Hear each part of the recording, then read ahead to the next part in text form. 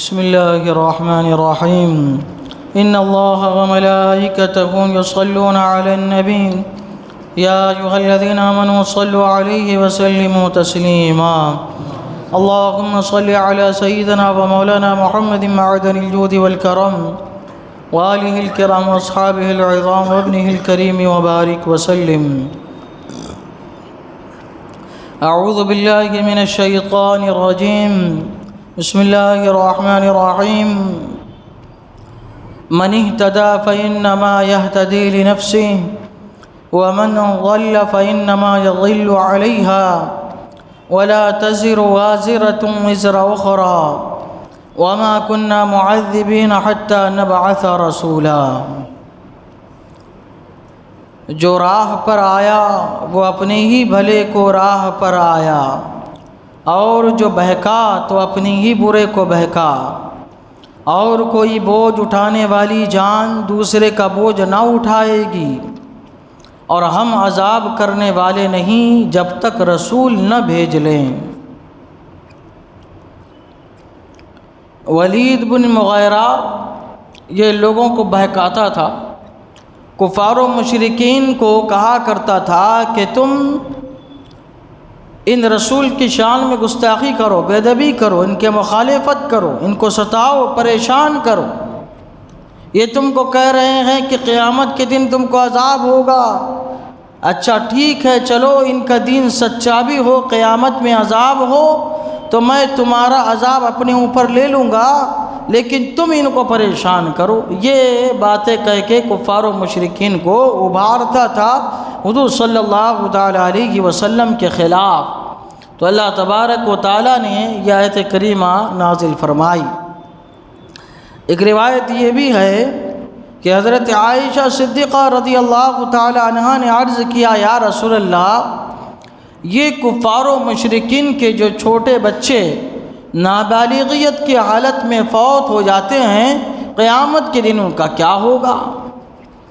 کہ وہ تو مکلف ہی نہیں ہیں شریعت کے احکام کے، بالغ ہونے کے بعد مکلف ہوتے ہیں تو مکلف ہی نہیں ہیں، تو پھر ان کا کیا ہوگا؟ حضور صلی اللہ تعالی علیہ وسلم نے توقف فرمایا. پھر انہوں نے دوسری مرتبہ اسی سوال کو دہرایا تو حضور صلی اللہ تعالی علیہ وسلم نے ارشاد فرمایا، اللہ خوب جانتا ہے. تو اللہ تعالیٰ نے یہ آیت کریمہ نازل فرمائی.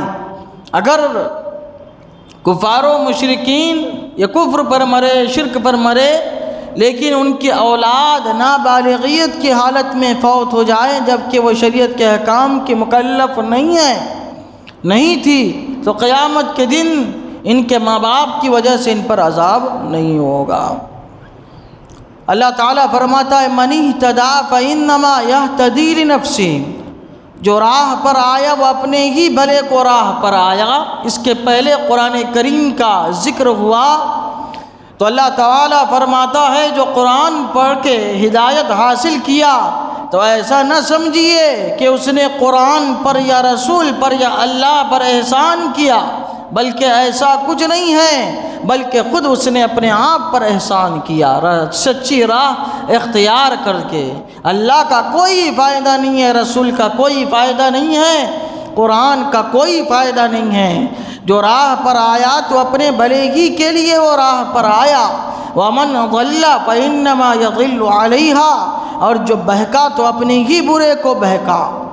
اور جو قرآن پڑھ کے ہدایت نہیں پایا، دین سمجھ کے بھی سچی راہ پر نہ چلا، تو اس کا مطلب یہ نہیں ہے کہ وہ اسلام کا اس نے برا کیا، اللہ کا نقصان کیا، اللہ کے رسول کا نقصان کیا. ایسا کچھ نہیں ہے. خود وہ اس نے اپنے آپ کا نقصان کیا کہ اپنے آپ کو اس نے جہنم کا حقدار اور مستحق بنا دیا.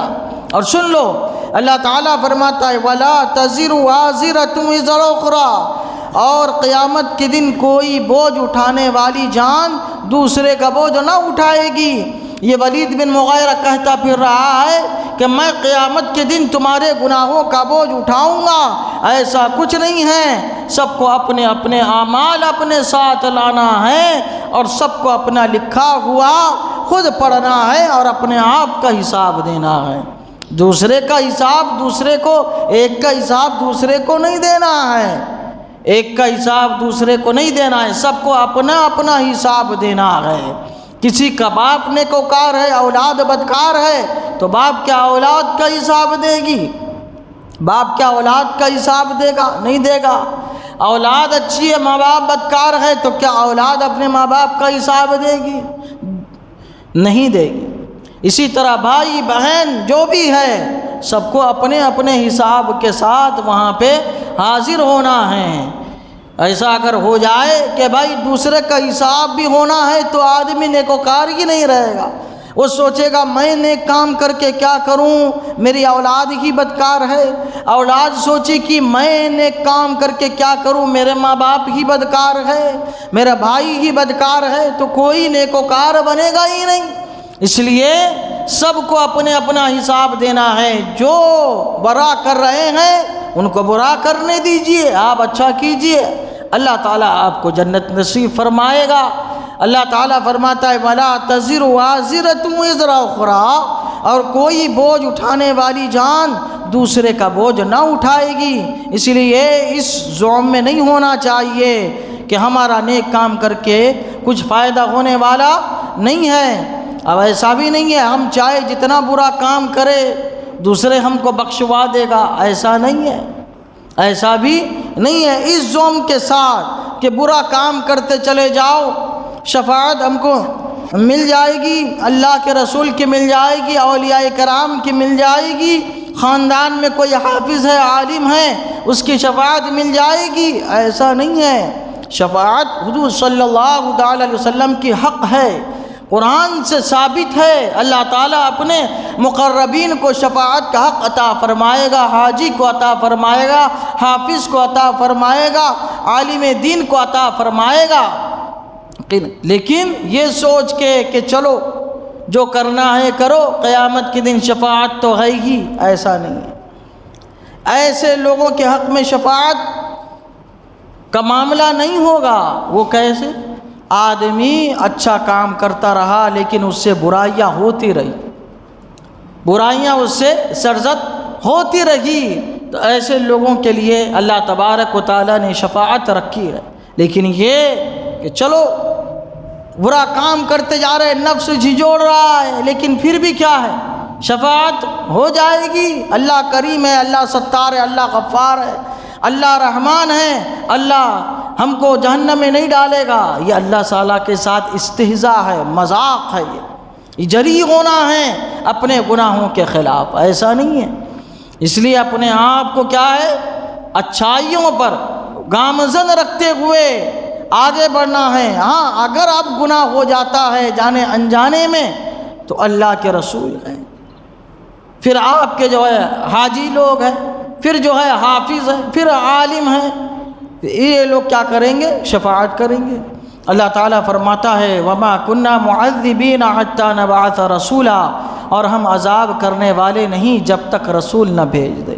اللہ تعالیٰ نے سب کے رہنمائی کے لیے، رہبری کے لیے رسول کو بھیجا، کتابوں کو بھیجا، صحیفے اللہ تعالیٰ نے نازل فرمائے۔ ہمارے پاس ابھی تک حضور صلی اللہ تعالیٰ علیہ وسلم کا سب سے بڑا معجزہ قرآن موجود ہے، بغیر کسی تبدیلی کے ساتھ۔ یہ اللہ تعالیٰ کا کہ قدرت کی نشانی ہے، اللہ کا کلام ہے، اللہ کے رسول کا معجزہ ہے۔ پڑھیں، اس میں غور و فکر کریں، اس کے ذریعے سے ہدایت حاصل کریں۔ اللہ تعالیٰ فرماتا ہے ہم نے رسولوں کو بھیجا ہے رہبری رہنمائی کے لیے۔ اب کوئی عذر قابل قبول نہیں ہے اللہ کے نزدیک کہ ہم کو تو معلوم ہی نہیں تھا۔ سب اللہ تعالیٰ نے انتظامات فرما دیے ہدایت کے، رہنمائی کے، اب تم میں کوتاہی رہی کہ تم نے حاصل نہیں کیا، تو اس کا حساب بھی تم کو دینا ہے۔ اللہ تعالیٰ کہ یہاں پہ کوئی عذر چلنے والا نہیں ہے۔ اللہ تعالیٰ کی بارگاہ میں دعا ہے قرآن شریف سیکھتے رہنے کی ہم سب کو توفیق عطا فرمائیں۔ اشہد ان لا الہ الا اللہ واشہد ان محمدا عبدہ ورسولہ، وصلی اللہ تعالی علی سیدنا محمد وعلی آلہ وصحبہ اجمعین برحمتک یا ارحم۔